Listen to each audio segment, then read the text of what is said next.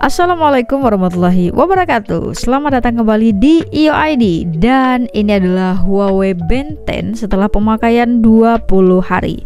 Kita akan coba bahas lebih mendalam lagi kalau dibandingkan sama Huawei Band 9. Perbedaannya di mana sih, atau upgrade-nya di mana aja. Mari kita mulai videonya.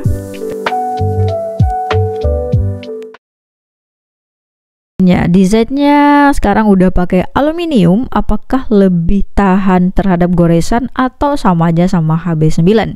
Oke, kita akan lihat dari sisi per sisi. Di bagian sini ini kelihatan apa enggak? Ini sudah ada sedikit lecet garis gitu ya. Ada garis sedikit tipis di sini. Di bagian sini masih aman, tidak ada lecet. Terus bagian sini juga masih aman, dan bagian sini juga masih aman. Nah, ketika saya pakai Huawei Band 10 ini, saya benar-benar merasa lebih aman, lebih tidak khawatir dibandingkan kalau pakai Huawei Band 9 atau HB9. Biasanya kan kayak khawatir mudah kegores nggak sih gitu. Pengen gerak dikit-dikit aja kayak merasa takut jangan-jangan nanti kegores. Seperti ketika pakai HB9 ini benar-benar ini kelihatan banget gitu goresannya ketika tergores. Nah, ketika saya pakai HB10 saya sedikit lebih nyaman, lebih tenang, tidak perlu memikirkan bergerak nggak sih, ini gimana, ini nanti kegores atau enggak ya. Padahal saya juga nggak pernah pakai case yang full cover gitu untuk HB10 ini. Dan ya alhamdulillahnya setelah pemakaian 20 hari baru kegores sedikit, dan saya makainya sedikit lebih barbar karena memang nggak harus berhati-hati kayak HB9. Jadi perasaannya lebih tenang aja. Ya, strapnya gimana sih kalau dibandingkan sama HB9? Nah, sayangnya di sini saya nggak bawa strap ori dari HB10, yang mana strapnya itu warna hijau atau stabilo. Kalau menurut saya, ketika pertama kali megang, berasa HB9 strapnya lebih lembut dan lebih elastis. Saya nggak tahu apakah itu terjadi karena perbedaan dari desain dari strapnya, dimana kalau yang HB9 kita bisa lihat di sini kan modelnya yang kayak begini. Terus kalau yang strap hijau itu kan dia bolongannya banyak kayak gini. Apakah itu mempengaruhi, membuat dia sedikit lebih kaku? Nggak terlalu kaku sih, maksudnya sedikit aja lebih kaku dibandingkan HB9, dan sedikit keras, nggak selembut HB9. Nah, perbedaan lainnya juga akan terasa tentu aja di wallpapernya. Wallpaper yang sangat ikonik gitu di HB10 adalah ada wallpaper pandanya. Saya nggak tahu apakah wallpaper ini akan kepake dan akan membuat penggunanya benar-benar merasa wah gitu. Ini adalah wallpaper yang katanya bisa menginterpretasikan atau mengekspresikan hasil dari emosi dari penggunanya. Jadi nanti pandanya akan menggambarkan dari si penggunanya itu gitu. Tapi kalau secara estetiknya, menurut saya sih saya akan pakai wallpaper yang lain, karena ini ya bagus sih, cuman lebih ke lucu gitu, nggak ada data yang bisa kita lihat di sini. Beda kalau misalnya kita pakai wallpaper yang ini. Nah, yang ini itu ada data tidurnya, ada stepnya itu, jadi ada data-data yang menurut saya mungkin penting, tapi menurut teman-teman nggak penting. Nanti bisa dipilih wallpaper yang mana. Memang setelah saya lihat-lihat, wallpaper yang ada di HB9 dan HB10 itu agak sedikit berbeda. Memang tidak semua wallpaper itu tersedia di HB10, begitu pula sebaliknya.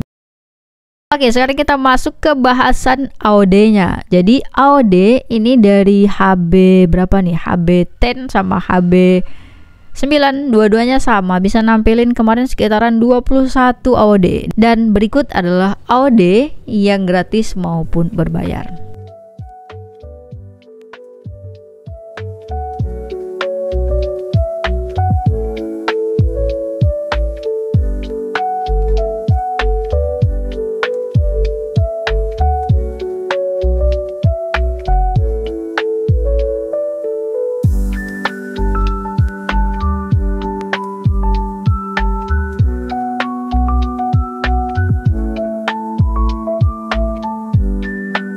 Oke, itu tadi tampilan AOD-nya cukup banyak. Jadi kamu nanti silahkan post di kira-kira mau AOD yang mana gitu. Nanti di search aja di aplikasinya. Cara nyarinya di mana sih? Nah, ini masuk ke menu yang ini, terus muka jam tangan ya. Terus tinggal di search aja di sini nih, ada yang menu search. Nah, ditulis di sini nama OD-nya apa, nanti akan muncul.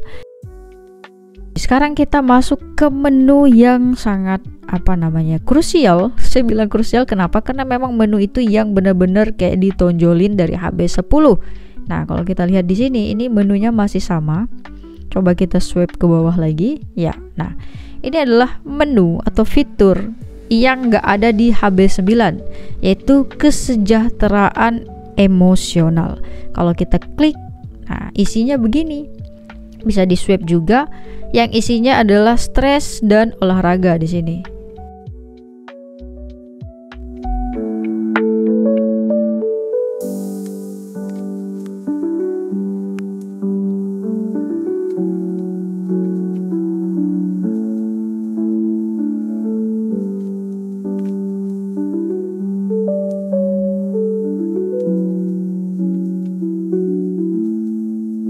Kalau di HB9 menu stresnya itu di luar sini. Kita lihat, nah menu stres di luar sini ya. Di HB10 ini udah nggak ada lagi menu stresnya yang di luar. Kesejahteraan emosional, nah yang ini ya, ini di HB10 HB10 ini juga ya. Ini HB9 ya ada gitu, cuman bedanya ya mungkin kayak gini lah. Ini ukurnya di bawah sini, kalau yang HB9 ukurnya di sini. Nah, sekarang kita coba pencet ukur nih. Kira-kira di smartwatch-nya kayak gimana gitu. Kita mulai tes ya. Nih, di tangan munculnya begini nih. Nah, begini dia nih. Nah, ya.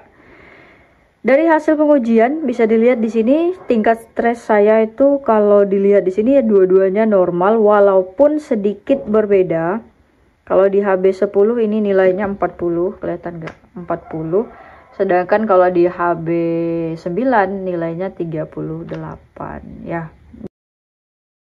Oke, jadi sekarang kita akan lihat hasil perekaman data tidur di kedua buah smart band ini. Ini HB10 dan yang ini adalah HB9. Nah, ini kita coba lihat ya. Oke. Nah, untuk skor sama-sama skornya dapat di 81. Jadi kalau di HB10 yang ini saya tidurnya terdeteksi selama 5 jam 53 menit ya. Sedangkan kalau di HB9 ini 5 jam 56 menit. Oke, kita lihat lagi kalau untuk data yang ini. Nah, ini untuk kriterianya masih sama, kayak tidurnya nyenyak, tidur ringan, tidur RMM, terus terbangunnya berapa kali, ini masih sama-sama aja. Cuman yang beda di sini adalah waktu awal saya tidur. Kalau di HB10 terdeteksinya itu 00.15 dan saya ingat ketika pertama kali rebahan saya itu di 00.05. Nah, untuk bangun bedanya cuma 2 menit di 06.08 dan 06.10. Saya bangunnya itu memang benar-benar sadar penuh tuh di jam 06.11. Jadi keduanya ini hampir ya bisa dibilang cukup akurat lah ya, walaupun beda sekitar 2 menit. Tapi kalau kita perhatikan lagi, ini kalau untuk tidur nyenyaknya ini ada di HB9 tuh 2 jam 1 menit, sedangkan di HB10 1 jam 49 menit. Menurut saya ini cukup jauh ya. Cukup jauh perbedaannya. Terus tidur ringan di 2 jam 57 menit hampir sama. Tidur RMM atau REM ini di 1 jam 7 menit untuk HB10, sedangkan di HB9 ini beda cukup jauh. Ini 57 menit, belum nyampe 1 jam, berarti ada lebih beberapa menit ya. Tapi sekali lagi memang kalau saya belum menemukan tolak ukurnya kemana gitu. Jadi bisa kita bandingkan nanti yang akurat yang mana gitu. Kalau sekarang ini kan dua-dua device menunjukkan data seperti ini, tapi kita belum punya tolak ukurnya gimana gitu ya.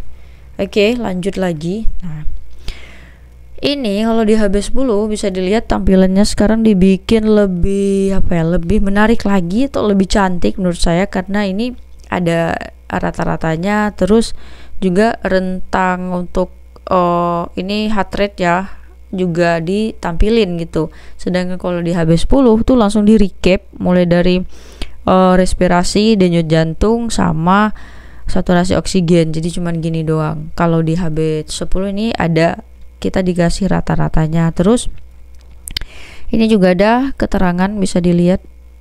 Nah, rata-rata denyut jantung Anda ketika tidur, pokoknya ya tinggal dibaca aja gitu. Dan kan kalau di HB9 ini dia begini ya, risiko apni tidur, jadi dia dijelasin kayak begitu, kayak denyut jantung ya, di recap lah. Oke. Nah, ini benar-benar yang kata Huawei lebih profesional lagi gitu untuk sleep monitoringnya. Terus untuk HRP, nah ini kita juga dikasih sama kayak tadi, ada rentangnya sama dikasih rata-ratanya. Jadi ini kalau HB9 kalau kita swipe lagi udah selesai dia. Kalau HB10 kita swipe lagi ya masih ada menu, bukan menu, data SPO. Ini juga dikasih rata-rata sama lah kayak yang tadi, terus dikasih juga rentangnya berapa gitu. Nah, respirasinya juga oke, lalu baru itu. Jadi yang ini lebih dijabarin, kalau yang ini dibikin singkat aja dan tidak ada untuk HRP-nya. Kalau HB9 selain dikasih fitur menu yang mereka bilang kesehatan emosional, nah juga ada fitur HRP atau HRP itu tadi. Menurut saya sih sebenarnya yang lebih baru tuh HRP-nya gitu, karena memang di HB9 tuh nggak ada, di HB10 ada. Nah, ini saya akan coba tunjukin data untuk tidur. Waktu mulai tidurnya, seingat saya rebahan itu mulai di jam 00.33. Terus pada saat bangun itu sebenarnya saya lihat jam ketika saya duduk itu jam 3.33. Tapi sebenarnya saya tuh udah mulai kayak setengah bangun sebelum jam 3.33. Jadi kan saya pasangin alarm tuh, jadi kayak ini udah waktunya sahur gitu, tapi memang belum duduk gitu. Mungkin kita nggak tahu, HB9 ini mungkin ngedetek ketika saya buka mata, terus sudah mulai ada sedikit bergerak gitu, jadi dia udah mulai berakhir waktu tidurnya. Jadi dia ngedeteknya di 03.23. Alarm saya itu adalah di jam 3.20. Jadi bisa disimpulkan mungkin HB9 itu benar-benar ngedetek ketika saya dari baring ke duduk gitu kan. Nggak tahu juga sebenarnya gimana, karena memang beberapa kali pengetesan keduanya itu memang agak berbeda hasilnya. Sekarang kita akan bahas ke menu lainnya yang juga ada sedikit perbedaan, tapi ini bukan perbedaan yang gimana-gimana, kayak lebih ke tata letak aja gitu. Yaitu ke menu olahraga ya. Kalau di HB9 sekarang dibikin lebih simple, sedangkan kalau di HB9 kita harus ini menu olahraga paling awal ya. Ini misalnya ini kita pencet sekali terus masuk menu olahraga, terus nambahnya di mana, di yang menu yang khusus ini ya. Terus nanti kalau mau nambah lagi, nah pencet sekali lagi di sini, baru ada pilihan olahraga apa yang mau kita tambahkan. Kalau di HB10 dia lebih simple, pencet tombol button terlebih dahulu, terus masuk menu olahraga, terus swipe paling bawah, nanti ada menu plus ini. Nah, bisa kita pilih olahraga apa yang mau ditambahin. Sekarang kita ke baterai. Baterai ini tidak pernah ada klaim dari Huawei misalnya berapa ratus mAh ya. Setahu saya sih nggak ada. Secara penggunaan, saya kemarin pernah pakai Huawei Band 10 ini, paling lama itu 11 harian, hampir kayak mau 12 hari. Itu dengan kondisi sesekali terkoneksi ke handphone, terus ada beberapa hari always on-nya nyala terus beberapa hari itu saya matikan, jadi dapatnya di 11 jam. Cukup awet, tapi kalau secara penggunaan kayak misalnya AOD nya nyala terus, ini sebenarnya sama-sama aja, sekitar 3 harian ya gitulah pokoknya kalau nyala AOD. Tapi untuk pemakaian tanpa AOD kayaknya feeling saya ya lebih lama di HB10 ya. Ini sampai 11 harian. Saya kayaknya kalau di HB9 nggak pernah sampai 11 hari deh. pasti udah ngecas lagi. Saya sudah melakukan pengetesan untuk step maupun untuk SPO dan heart rate. Berikut adalah hasilnya. Dari 400 langkah yang saya lakukan, HB9 mendeteksinya itu saya melakukan langkah sebanyak 448, artinya lebih 48 langkah. Sedangkan di HB10, nah ini hampir mendekati gitu reels dari langkah saya, yaitu di 396 langkah, hanya minus 4 langkah. Nah, kalau saya nilainya begini, kalau misalnya ini band, terus kita lihat langkah saya masih 396 ya, otomatis saya akan ngelangkah lagi 4 langkah biar dia genap jadi 400, karena tadi target kita kan ngelangkah awalnya 400. Oke, berarti secara reelsnya berarti kita sudah ngelangkah lebih dari 400, karena tadi pada saat kita sebenarnya udah ngelangkah 400, di jamnya terdeteksi 396 ya. Sekarang kita lanjut ke pengetesan SPO dan heart rate, yang kalau dilihat sebenarnya tidak ada perbedaan yang terlalu jauh. Ada selisih 2 poin, ada selisih 3 poin, tapi yang paling sering sama itu heart rate ada di HB9 ya, dimana di pengetesan ke-1 heart rate dari HB9 itu sama-sama 75 BPM, sedangkan di HB10 itu 76 BPM. BPM itu beat per menit, artinya berapa kali per menit gitu. Nah, untuk akurasi SPO ya, untungnya HB10 pernah 1 kali sama dengan UL. Jadi patokannya di sini adalah UL, karena UL adalah alat tes kesehatan. Nah, terus kalau kita mau bahas UI itu bedanya di HB10 dia sudah menggunakan Harmony OS 5 ya, ini bisa dilihat, sedangkan di HB9 dia masih menggunakan Harmony OS 4.2.0. Jadi bedanya apa sih? Nah, bedanya itu kalau kita buka di aplikasinya. Di sini ada sedikit menu yang berbeda. Kalau di HB10 seperti ini menunya ya. Seperti ini. Kalau di HB9 dia seperti ini. Sebenarnya jumlah menunya sama. Kalau muka jam tangan, kalau di HB9 dia langsung di atas ini tuh, nggak ada lagi yang di bawah gitu ya. Terus perlindungan band seperti ini isinya. Terus lanjut, jadi dua-duanya sudah bisa mendeteksi adanya aritmia. Pemantauan kesehatan juga ada, kesehatan tidur ada, balas cepat ada, bantuan. Nah, di sini kalau ini bantuan di sini, yang ini bantuan di bawah. Terus perbedaan lainnya kalau kita masuk ke sini nih, watch face-nya. Nah, kita lihat ya, kalau punya saya kita pencet dulu. Oke. Nah, kalau di HB10, di HB9 dia langsung muncul di bawah sini nih, wallpaper yang terinstall di smartwatch-nya, di smartband-nya.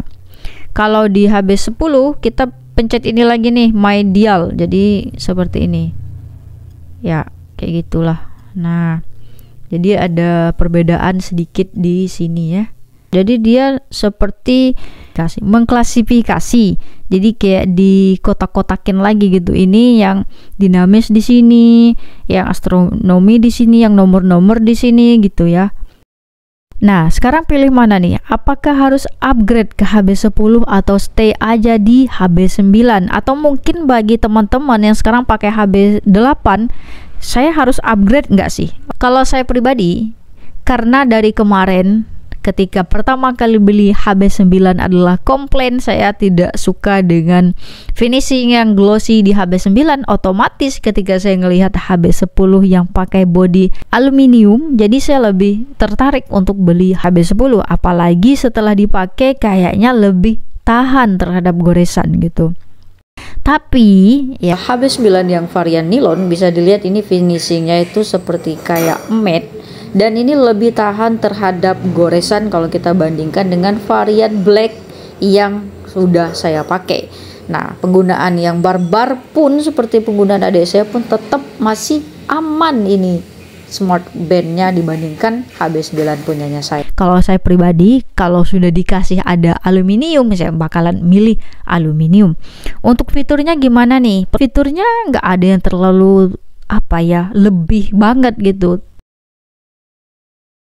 Kayaknya itu aja yang bisa saya sharing. Terima kasih buat kamu yang udah nonton. Jangan lupa like dan subscribe serta komen. Kalau kamu punya pertanyaan, kritik, saran bisa tulis di sana. Tapi ingat, harus pakai bahasa yang sopan. Saya Elsie pamit. Sampai jumpa di video berikutnya. Wassalamualaikum warahmatullahi wabarakatuh. Teruslah berkarya dan jadilah bermanfaat.